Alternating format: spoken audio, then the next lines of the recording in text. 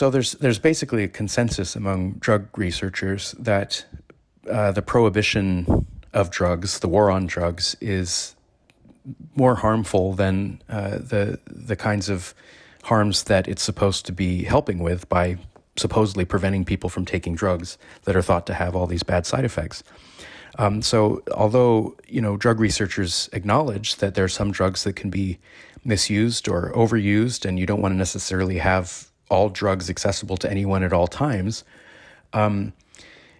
prohibiting drugs and driving drug use underground and creating these illegal markets just exacerbates the harms, makes things on balance much worse than if the drugs weren't prohibited in this way and were instead either decriminalized or legally regulated in the way that we legally regulate alcohol. I mean, alcohol is far more dangerous than a lot of the currently prohibited drugs, certainly more dangerous than psilocybin and more dangerous than marijuana. And yet we know what happened with prohibition of alcohol. I mean, the mafia being created and so forth. And so we should have already learned that lesson, and we learned it to an extent with alcohol.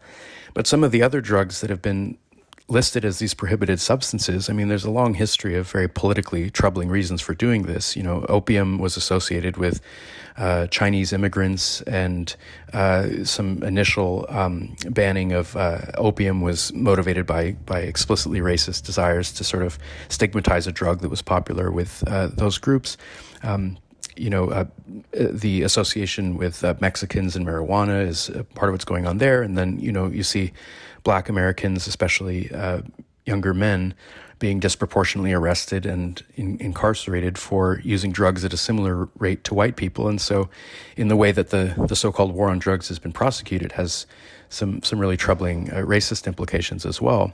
And so it's just a bad policy. And everybody knows it's a bad policy, at least anybody who's an expert in this area and has studied it. And that's been known for something like 40 years. What's interesting is that over the last 5 years or maybe 10 years is that you're starting to see a wider swath of the political spectrum and people in different positions of power who hold the levers for potentially making changes to policies are waking up to this fact. They're just realizing that the war on drugs is a totally failed policy. And the question now is, what should we do instead? And there's basically two main moves that people will make here. Some people say you should adopt what's called the Portugal model, which is where you decriminalize the personal use and possession of small quantities of so-called recreational drugs, all of the drugs that are currently prohibited, like psychedelic drugs, but also heroin and cocaine. And the idea here is that you ramp up funding for healthcare measures for people who are dealing with medical problems or addiction related to drug use, but you just take this out of the criminal field where you're not arresting people and putting them in jail simply for using drugs if they're not directly harming other people by, through assault or robbery or whatever it is. But you don't fully legalize these drugs. You don't make it so that someone can go to a pharmacy and pick up, a dose of cocaine, let's say. And then on the other side of things, you have people who are proposing a fuller legal regulation where basically all so-called recreational drugs would be legally available under certain conditions for personal use. And so you're seeing something approaching this model in the state of Oregon, which just in the last year, I believe, passed an ordinance to make psychedelic drugs, at least, I believe, legally available in a sort of licensed setting where there would be a trained guide or therapist who would administer and oversee the use of the drug, but it wouldn't be just for medical purposes. It wouldn't be that you have to have some diagnosed thing that's being treated with the use of the drug, but rather it would be usable for, personal enhancement or personal development or exploration of non-ordinary states of consciousness. And the point is just that people are doing these things anyway, but the way that they're sourcing their drugs now is from illegal markets. And so the idea is prohibition doesn't make drug use go away, it just makes it more dangerous.